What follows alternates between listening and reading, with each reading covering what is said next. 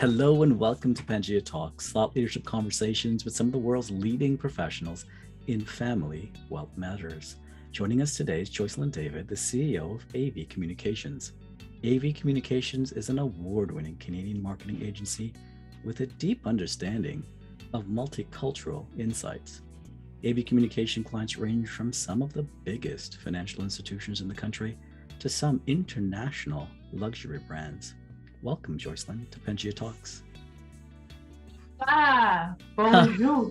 And hello. Hello. Hi. So I need our listeners to get on the same language train that we started with the bonjour and hello. And how do we say hello in Tagalog? Which is very similar to Spanish, but spelled with a K. Love it. So here we are, a thriving, young, vibrant Canadian woman leading this incredible award-winning marketing agency in Canada. Tell me something that made you get out of bed and decide, you know what, this is something I'm going to do at this stage of my life. So, Declan, first of all, thank you so much for the opportunity to tell my story. It starts with stories and stories of representation for me. Mm-hmm. Growing up as a Filipina Canadian in this beautiful country of Canada, I was born in Winnipeg, Manitoba, which was actually a place that attracted a lot of Filipino immigrants at the time.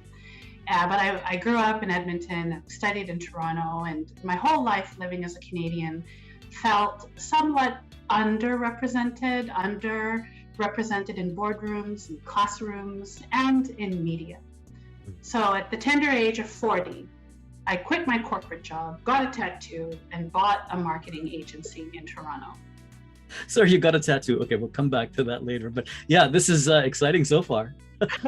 Yeah, the tattoo was was the midlife crisis, but I would say that the purchasing of a marketing agency was a big decision for me to really step into entrepreneurship, but really step into the mission, at least for me, Declan, which was to ensure that next generations of others like me growing up multicultural, multi-generational, as hybrid identities, part something else, part Canadian, could also feel represented and seen in the media and in the landscape around them. And so as a marketing agency, that's what ABC does every day.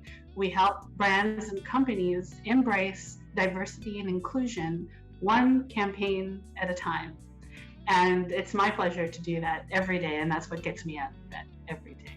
Yeah, I appreciate the inspiration. You use the term there that I find interesting, hybrid identities. And I think that's something we'll have to explore as we talk. And maybe we could even do that now. When you talk about hybrid identities, I feel like it's a term that is born from your deep experience and your knowledge. And I'd want to get into unpacking hybrid identities in a moment. But before we go there, I would love for our listeners and our viewers to get to know a bit more about who you are. And you were once an executive with a very high profile international brand. Would love for you to welcome that story to our conversation so folks get to know a bit more about your background. Wonderful. So my background has been as a product marketing and communications professional. I landed in marketing by accident, however, while I was in university studying liberal arts and learning all about the world and subject matter that was obscure but interesting to me. I decided to pursue a master's degree in communications and cultural studies, which my parents said, well, what are you going to do with a degree like that? And I said, well, I think I could pursue something in marketing because marketing is pretty varied. It's a little bit math, it's a little bit psychology, it's a little bit anthropology. And that's how I landed in marketing. My first job was actually as a proposal writer for a large consulting firm, which required me to learn as much as I could about different industries to create proposals for C-level executives, getting services from this very prestigious consulting firm. And I learned a lot in that 7-year stint that I had with them, which opened up doors to larger opportunities with global companies. And through hard work and a lot of using my own voice at tables that I was at, I was able to grow into a leadership position for a digital product marketing division of a large global entity. And my time over a decade with that brand taught me a lot about running a business and being an entrepreneur, but more than anything, it taught me about how to do business in a global environment where borders are increasingly blurred, where culture is hybridized, mixed, multicultural, and where the ability to connect with customers is becoming more and more complicated but interesting with the advent of new media and with the advent of personalization. So what I learned in my time working on the corporate side was that corporations sometimes can't move as quickly as they would like to. And I made the decision, to quit that job and pursue an entrepreneur role where I could move at the pace of the market and help clients now keep up with that pace. And one of those areas has been in helping brands become more in tuned and aware of the nuances of audiences and customers around the world. And for me, multicultural marketing is mainstream marketing, because when you look around, everyone is from somewhere else, and everyone will speak more than one language, generally not always English and French together. So for those very reasons, I feel what I do today at ABC is very much, on the cusp of what I believe is a trend that will only continue. Indeed, and you use the term trend. In my estimation, I think it's I would take a different definition than calling it a trend. I think it's more of where the world is going. I think it's the future. Multicultural is mainstream, is something you've articulated, and I think that is the future for anyone who's paying attention. You've got over 1 billion Chinese folks, over 1 billion South Asian folks on the planet, and their kids are increasingly graduating from North American universities into leadership roles, and they're growing families and communities, and we're essentially becoming a global village, which is something that I embrace. And I wanted to actually talk on that a bit. There's a study, a multicultural media spending study that came out of the Association of National Advertisers. And this is an organization out of the US that was founded in 1910. They've been around a long time.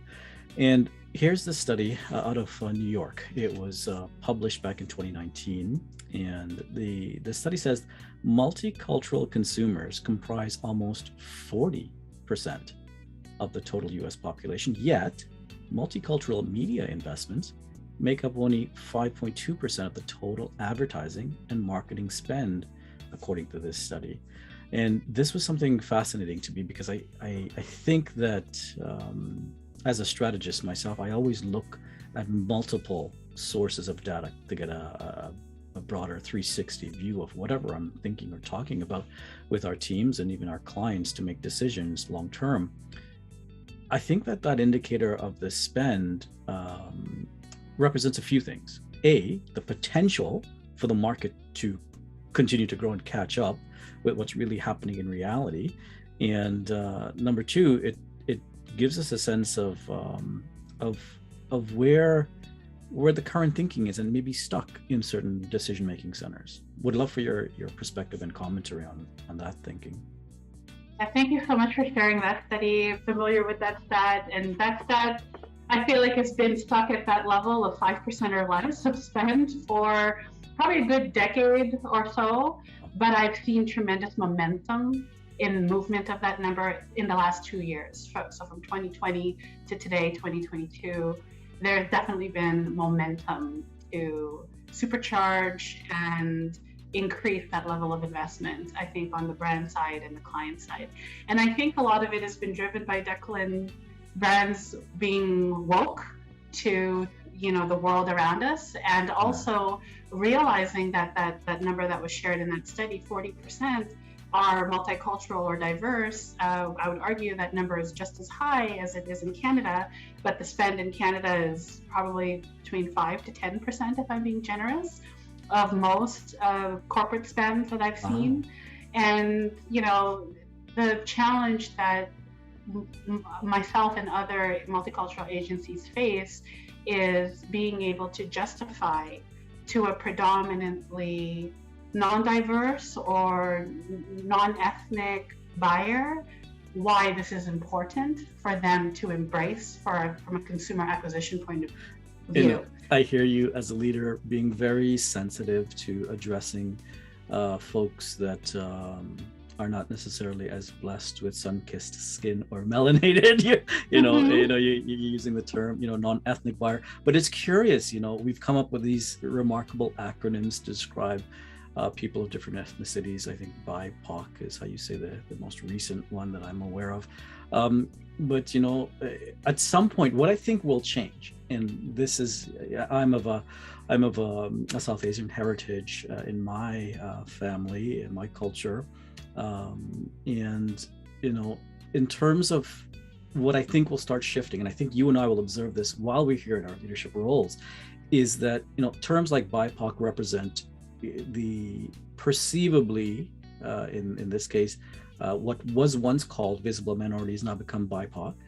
And I think as economic spending or spending power in these groups continue to increase, I think you're actually going to see, a transition in nomenclature. Because when the economic shifts start happening to the point where there's an equalization, if you will, of spend and impact in places like politics and academia and the medical community and law and so on, terms like BIPOC today may become, and this is something I create because I how much time I have at my hands, zero time on my hands, but I still find time to be creative. This term, POC, BIPOC, the people of color, that may eventually become something like, how would you pronounce if I spell the word PONC, people of no color? Okay.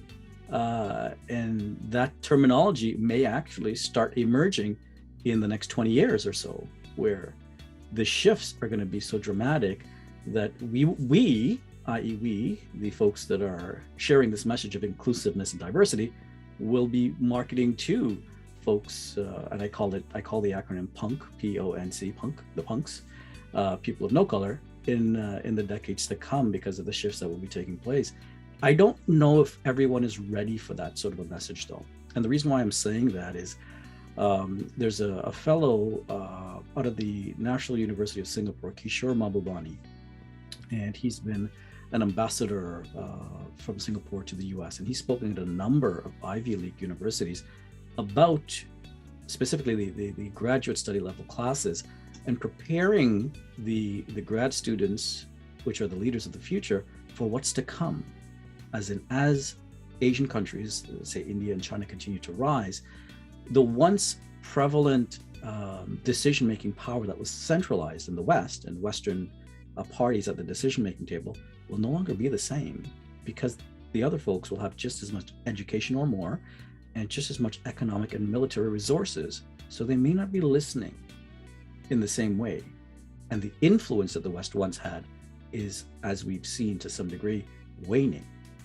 And as a leader, and this is why I love these kinds of conversations with executives and strategic thinkers, because I'm sure that is somewhere in your thinking. Like, we're actually doing a service to folks to help them embrace diversity, because it is the future.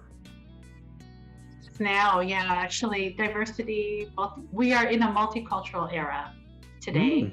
And the one thing I love to tell my clients is, ethnicity, our cultural background, the language we speak, where we were born, these are all things that inform our identity. But going back to that sense of hybrid identity, because the world is borderless, and travel before, the pandemic, people would often live or work in more than one country before they came to Canada, right? So it's not uncommon to have, in my family, I'm Filipino Canadian, it's not uncommon in my family to see someone who's from the Philippines but lived in Dubai, worked in Saudi Arabia, and now lives in Canada. And so, is that person, is what label would you apply to that experience? And I feel like the labels are challenging. Like you say, they will evolve. But I have one label that I love to use, which is a citizen of the world or a global citizen.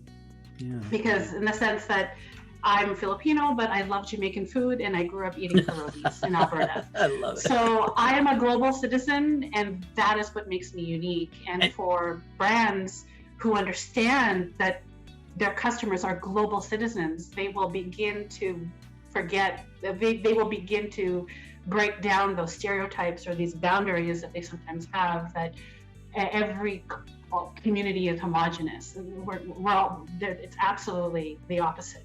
Communities are diverse and multicultural and not homogenous. And so if the sooner brands can embrace this thinking in their business, in their hiring, and in their marketing, the better their business will be, because diversity is good for business. And I love that you linked the two. Economics is a fascinating driver of behavior in the Western world, and it globally, really, where the world is continuing to evolve. But economics definitely shapes Western thinking. And what's wonderful about this conversation is, I think when you describe yourself as a Canadian or as a Filipino person of Filipino heritage, living in Alberta, enjoying Jamaican food and eating pierogies, that to me is a brilliant example of what Canadian is today. I think there was an old beer commercial that you'll remember where, I think it was a Molson commercial, or I can't remember exactly which beer, but there's your ethnic male, fellow of your ethnic heritage, who gets up on stage in his plaid shirt and his scruffy beard and inspires the crowd, and at the end says, "I am Canadian." And I looked at that, and I look back on it, I think to myself, I think you're a Canadian, you're part of the Canadian story, but you're, in my humble opinion, growing up in Toronto, having friends in Vancouver and Montreal and across different parts of the country, around my friendship table, when I look around my table, I see cultures of the world represented there, and I've always embraced that as Canadian. So that story that we need to tell through the work that you do, this is how I see how impactful the work is that you do. We're shaping the minds, and we're actually creating the future through the work that you do. So no pressure in what you do, okay? No pressure. Pressure makes diamonds, Declan. Yeah. Pressure makes diamonds. So, and then that's what I really believe, my team today, one campaign at a time, helping to make diamonds for our clients who are looking to not just acquire new customers and business, but really connect for long-term lifetime value of that customer.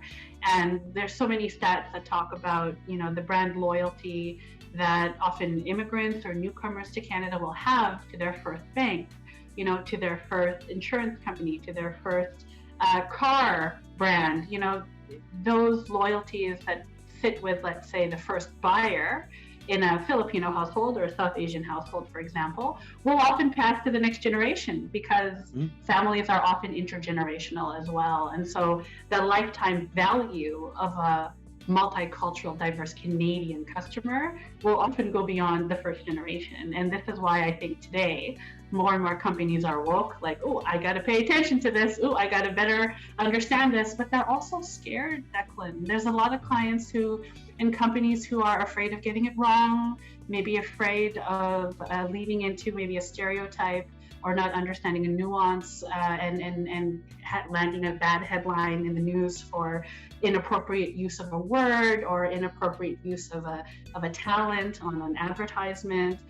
So these are the things that sometimes, my advice to brands or companies looking to get into diversity is that it goes beyond hiring people of color. It's an investment in understanding and taking the time to understand your audience and your customer. And that cannot be done without expertise at the table and having knowledge around that table and having diversity at your table.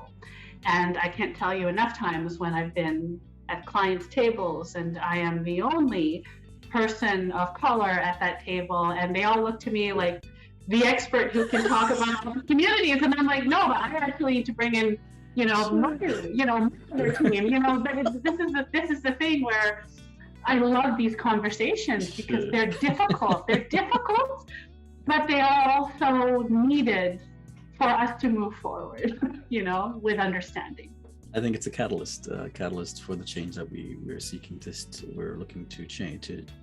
change the world, and we're the ones that have to do it, and we're the catalyst for that change.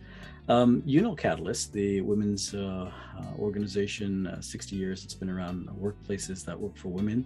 Catalyst, as you know, is a global nonprofit supported by many of the world's most powerful CEOs and leading companies to help build workplaces that work for women.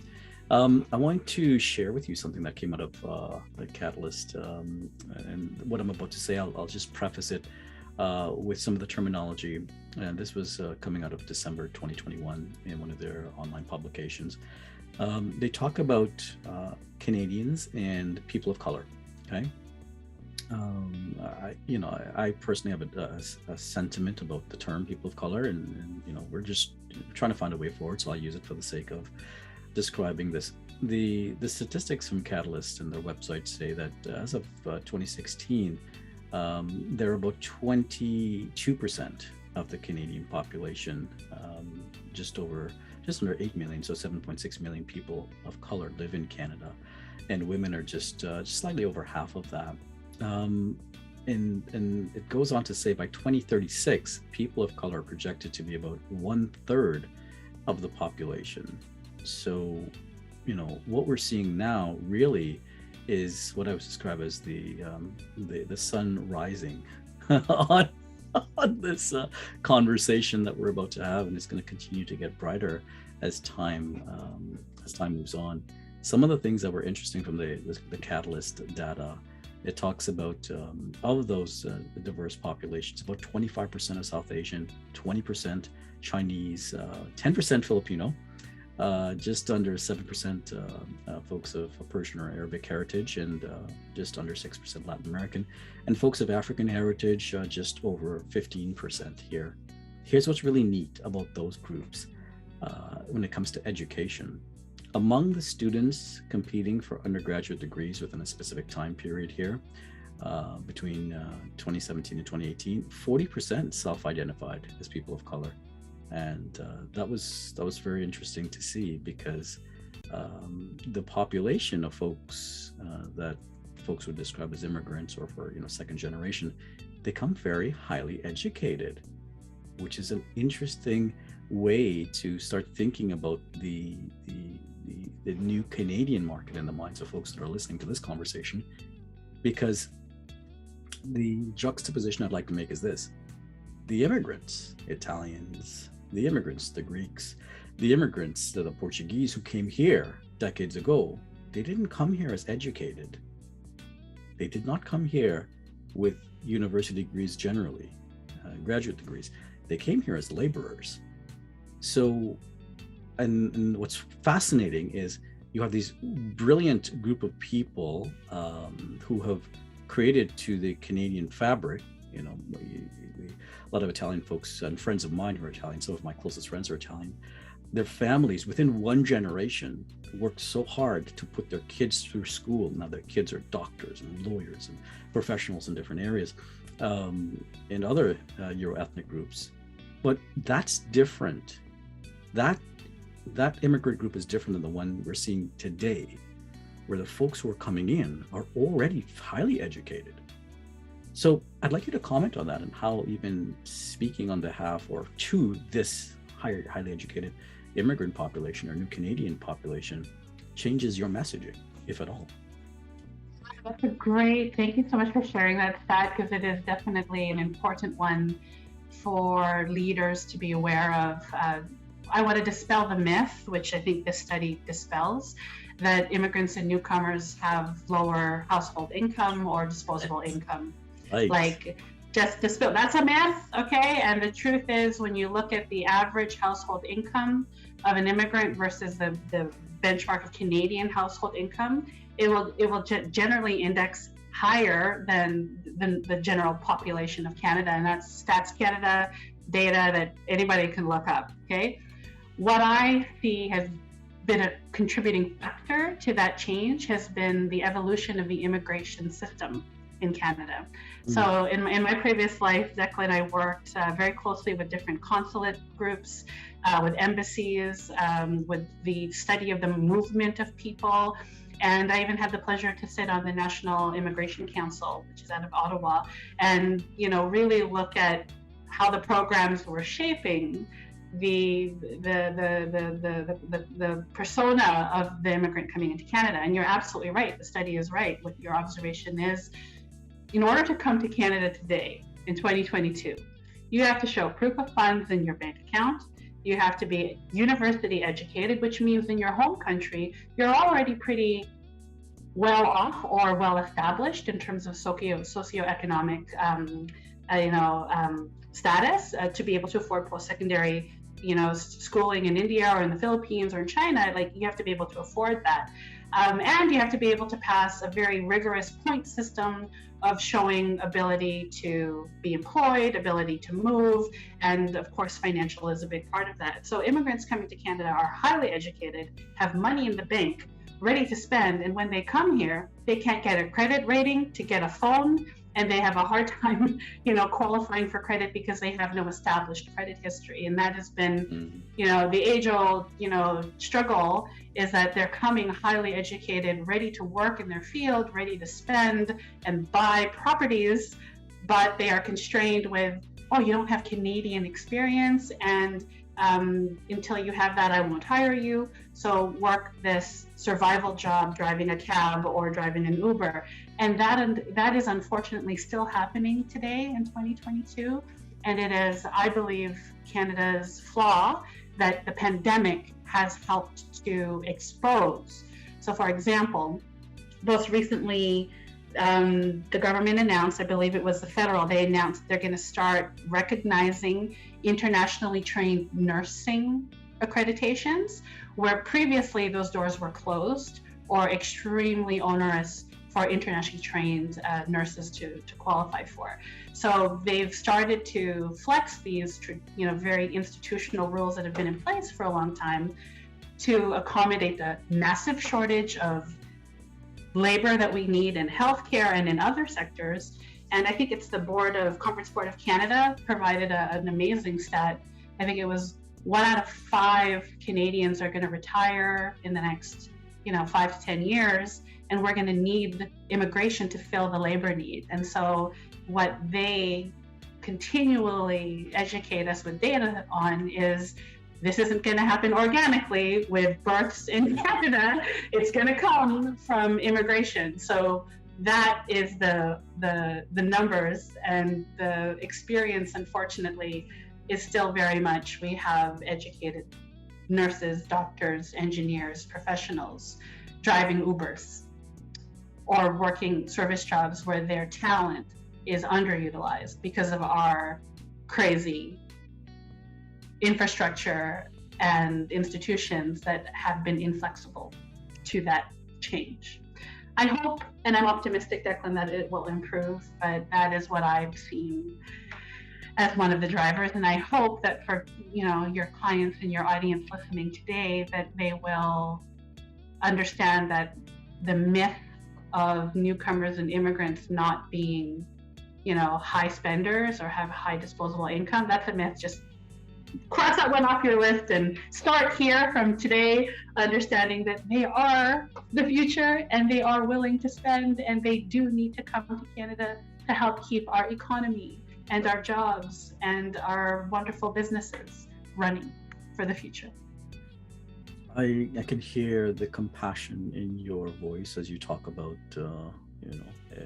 immigrant Canadians, or new Canadians is what we can call them, who are highly skilled and have to really build their lives from a place of square one in some cases. And while it's heartbreaking, there is sunshine on the horizon, because in those same groups, clients of ours are, that moved here.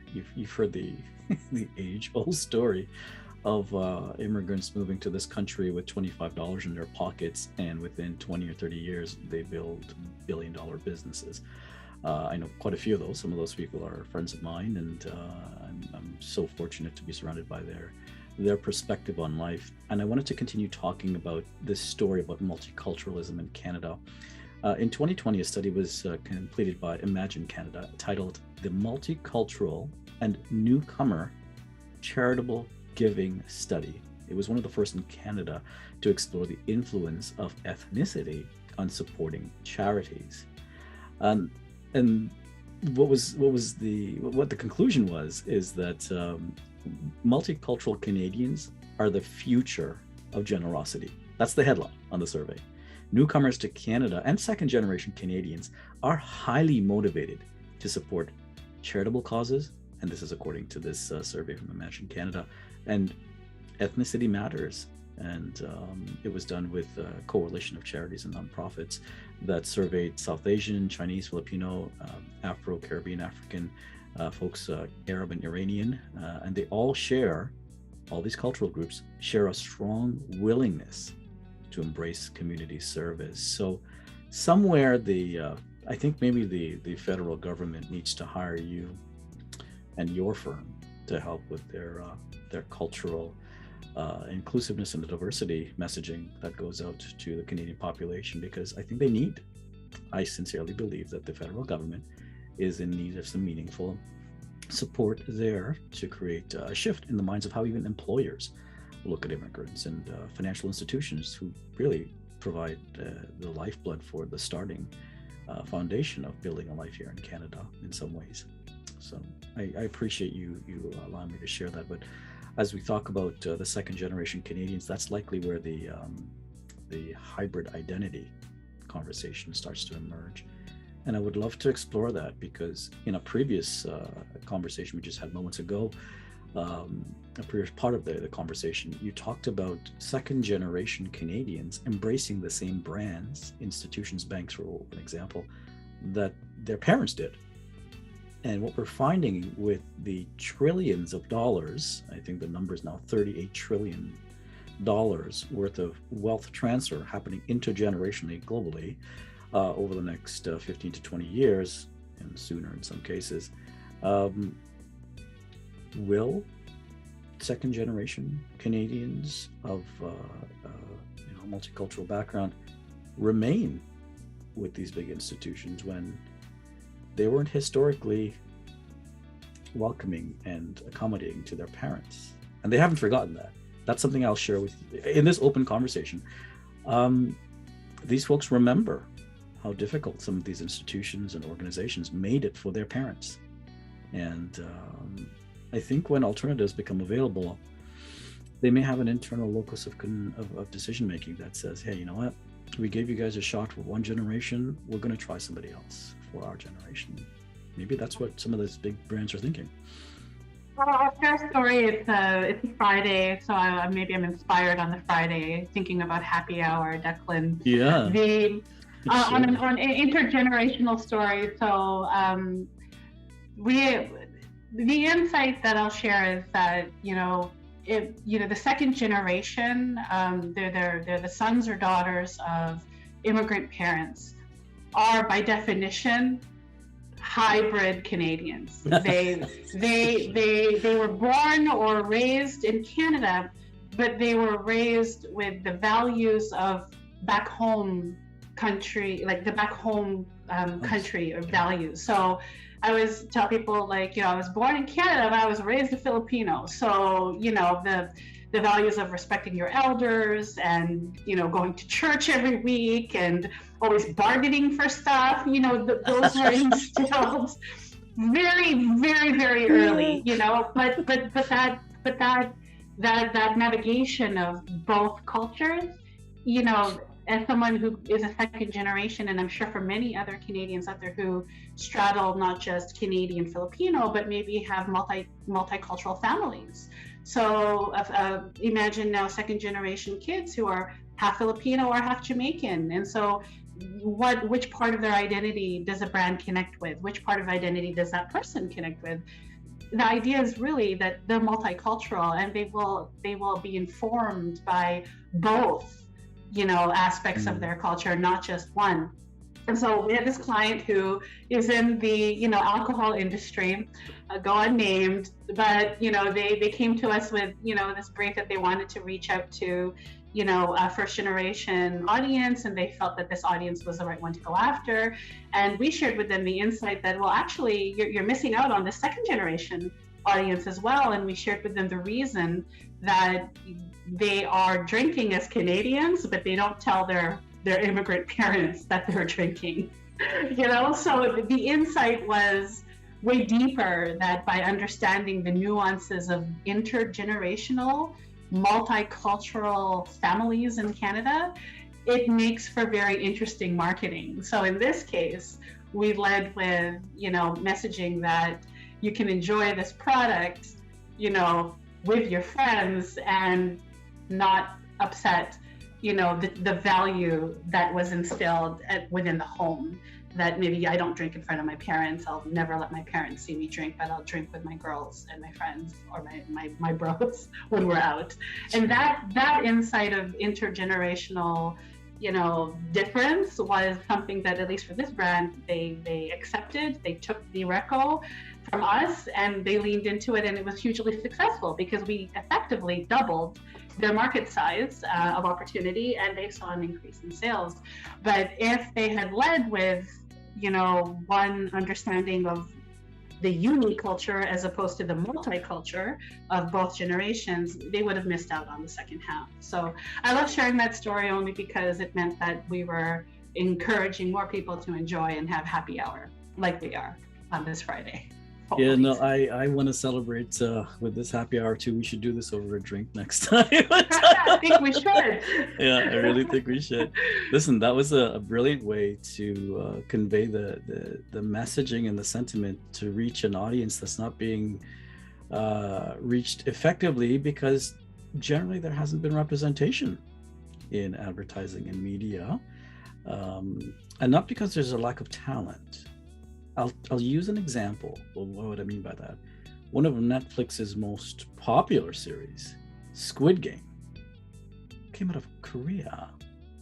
One of their highest grossing opening movies on Netflix was headlined by Dwayne Johnson, The Rock.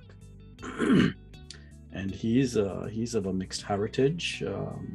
And I find these indicators curious, because somewhere in the, let's call it establishment thinking, for some reason, embracing multiculturalism more deeply, I don't know if it's an interpretation of it being a threat or what the fear is, but we've coexisted on the planet for millennia along different cultures. I mean, India and China are neighbors. They've been neighbors for millennia. And, we know each other's stories. As a matter of fact, our histories, faith groups, they're all intermingled. So we're all related to some degree as part of the human fabric, is how I say, the human family fabric is how I say it. And the reason I make that statement is that, that Marvel movie, Black Panther, with a majority cast of African heritage, did tremendously well globally, when out of Hollywood, folks were saying no one's gonna go, this is decades leading up to, of course, Black Panther's success, no one would go see a movie where the majority of the cast was of African heritage. And so we have to prove what we already know. To whom are we proving this? So I asked those leadership questions because, as you and I know, we were educated in Canada. When folks ask me who I am, I say to them when I meet them for the first time, and I know that they're probably new to culture, and I say to them, I'm an Indian born in the sunshine of the Caribbean who was educated in Canada, dresses like an Italian, and speaks like a Brit. Like, if that doesn't say a Canadian, I don't know what does, right? I love that. That's better than my Peruvian, Jamaican, Filipino example. I love that, Declan. That's awesome. But I think that's what it means to be Canadian in some ways. And we'll talk about language in a moment, but I wanted to quote something from The Walrus, the Walrus magazine, online magazine. There's one article that was actually funded by the government of Canada, and I wanted to disclose that. The article opens with a headline: Canadian Multiculturalism, a work in progress. As we mark 50 years since the adoption of Canada's federal multiculturalism policy, by the way, we do have a federal multiculturalism policy, human rights advocate in this article celebrates its merits and reflects on the work that is yet to be done when it comes to inclusion, acceptance, and fighting. We're still fighting for because of systemic racism in our country. I find that curious that we're still fighting for it, but evidently I think no one listening to this who's aware, and I'll use the term woke, is going to be surprised by that statement. The article opens with this, and I want you to comment on what the opening sentence is. It says here, I've often joked that many of us have drunk the Kool-Aid with one distinctly Canadian flavor called, in quotes, multiculturalism. This is a deep quote. If for the folks who are, to your point, woke and aware, I'd love for you to comment on how you feel about that opening statement in that article. That's first of all to acknowledge that it's been 50 years that policy has been around. Mm-hmm. Maybe ahead of its time, at the time, but not necessarily fully realized to this day, where we're still a work in progress, as it says in the article as well. The way I react to the multiculturalism statement there is less about what it's stating, but more about where are we starting from in terms of the definition of what is multiculturalism. And I believe, when 50 years ago that policy came into being, it was to foster a sense of the value of what Canada was, right? That we were tolerant, hospitable, welcoming, and our immigration policies reflected that. And that was embodied through the multiculturalism policy. I believe it was Trudeau, if I'm not mistaken, first Trudeau, who enacted that. But if you fast forward to today, and the comment about the Kool-Aid is that, why did it take Kool-Aid for people to be woke to multiculturalism when you are literally surrounded in the diversity in your daily life here in Canada? You can't walk down any street without being aware that multiculturalism is reflected in the businesses, in Little Italy, Little Korea, Cabbage Town in Toronto, right, to Chinatown in Vancouver, to my gosh, every city in Canada will have its own pockets reflecting the multiculturalism. So for me, the idea that the Kool-Aid was needed, I almost question why. For me, the statement is more of a question. Where did we start from, and where do we actually see ourselves going, and will Kool-Aid actually get us there or not? If I understood that quote correctly, Declan. But the way I respond to where I see us going is that unless we look inward as a nation, as a community, as a business, to reach across and better have conversations around the Kool-Aid tower, if it were, we will just be each sipping our own Kool-Aid and not talking to each other.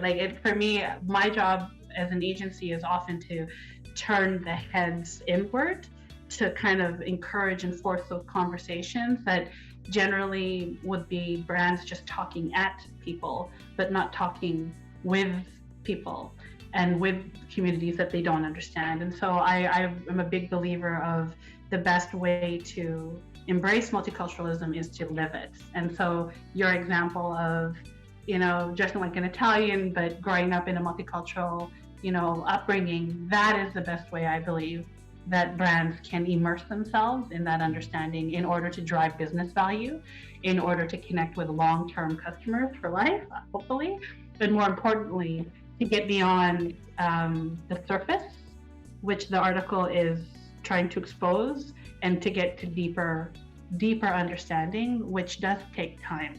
My question is, are we going to wait another 50 years to do that? When you say we, the all-inclusive we, I think there are segments of our community that are already we're there. It's we're just waiting for other members of the Canadian family to really recognize and embrace what we're talking about here. And when I say wait, I wanted to just quote some information for us here on this call. Okay. You may be aware, and I don't know if your clients are even aware, that there actually is a Canadian Multiculturalism Act. A new Canadian multiculturalism policy with a clear sense of purpose and direction came into effect in 1988, which was adopted by Parliament, and it was Canada really was the first country in the world to pass a national multiculturalism law. And the Act still today sets out the legal framework for Canada's multiculturalism policy. So there is policy in place for it. Why we would need it is, we can discuss that in another call, but there is a law and an act in place for multiculturalism here in the country. You talked about looking to the future. I'm curious, with the time you've spent creating value for your clients, changing the conversation in the media about multiculturalism and showing people what the future looks like, what does the future look like for ABC? I think the future is bright. First of all, for businesses like mine who are focused on multicultural audiences and furthering the mission, to increase representation in business in front of the camera, behind the camera, at the boardroom table, on the sales floor, figuratively and literally. But I think that will need to be supported with, technology and tools to improve the visibility and transparency of what is a fast-growing market that is still very largely understood by most of the large institutions in our country.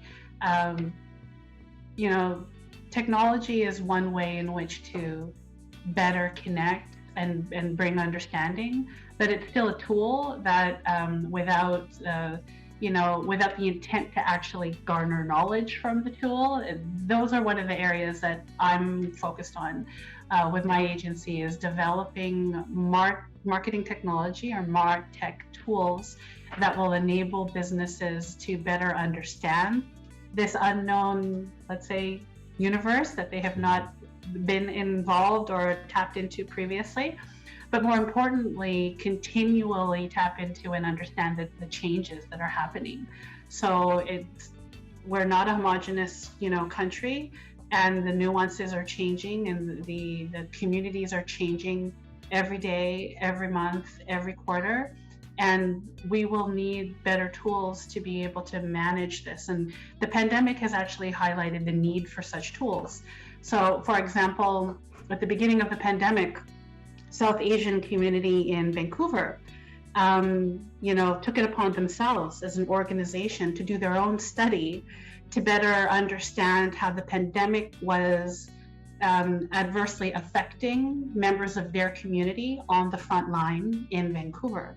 But there was no data, there was no institution, public health, nothing that was actually looking at the data at a community level. And so the community took it upon themselves to get the data, publish the data, and issue the thought leadership back into the market, in English, in Punjabi, and in French, because it was important to their community. And so that only happened at the initiative of the community, taking whatever tools they had to bring information and knowledge to the larger mainstream.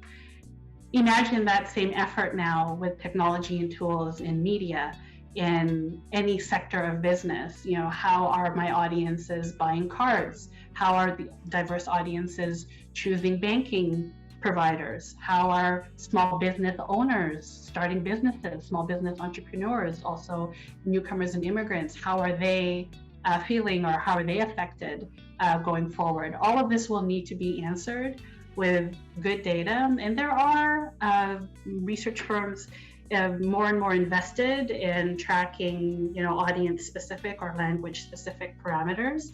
But I can count them with one hand. On one hand, the ones that are doing it well and the ones who understand it. And so what I see in the future is more partnership and collaboration between organizations like mine and others.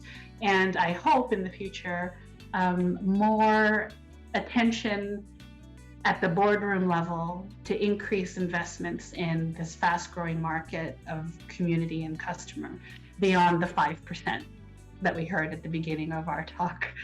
5% investments is nothing in the scheme of 40% of the market of being representative, multicultural. So I would love to see that future come to life sooner than later.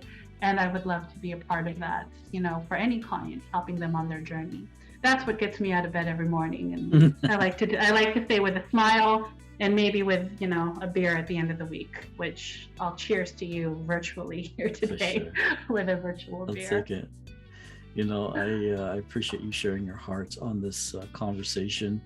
And as we look into winding down for this conversation, I would love to welcome you back at some point in the future. We could talk about some of this new MarTech. That seems like it's going to be an entire conversation about what marketing technology is and how you're going to be using it for reaching a multicultural audience, likely, and here I'm going to say this distinction, likely across North America and potentially globally, you could use the platform. So we'd love to hear more about that. And as you talk about this, I want to just share this with you as a friend on our talk, as a fellow executive, a leader in our respective spaces, that Pangea is focused on building one of the top 3 most sought after family wealth firms or private family wealth firms in North America with global reach. And I think as you and I continue to talk, I think that AV Communications and other projects that you're working with will play a big role there, because a large, over 75% of our clients are folks of a multicultural heritage who are exceedingly successful. They've done very, very well for themselves in that story we talked about earlier. And there seems to be a strong values alignment. So you and I will continue to talk about that absolutely some more into the future. But before we do that, I wanted to ask you this one question before we conclude. What do you love most about what you do? What I love most about what I do is that I am helping to shape the Canadian landscape through media and marketing and storytelling that is informing and being put in front of audiences like my son, who are growing up in a multicultural country like Canada. I think I posted recently on my LinkedIn about how there's, for the first time in my life, I'm seeing more Filipino representation in front of the screen on mainstream programming, and I feel like what I love is that I'm part of this. I'm part of this movement to shift representation forward so that my son will see himself reflected, and other young Canadians from wherever they are, whatever their background, hybrid, multicultural, biracial, BIPOC, or Canadian, will also see themselves reflected. And I think that is important in the storytelling that we do, and that is why I love what we do, is because I'm helping to close those gaps that I never saw myself reflected for most of my life living in Canada.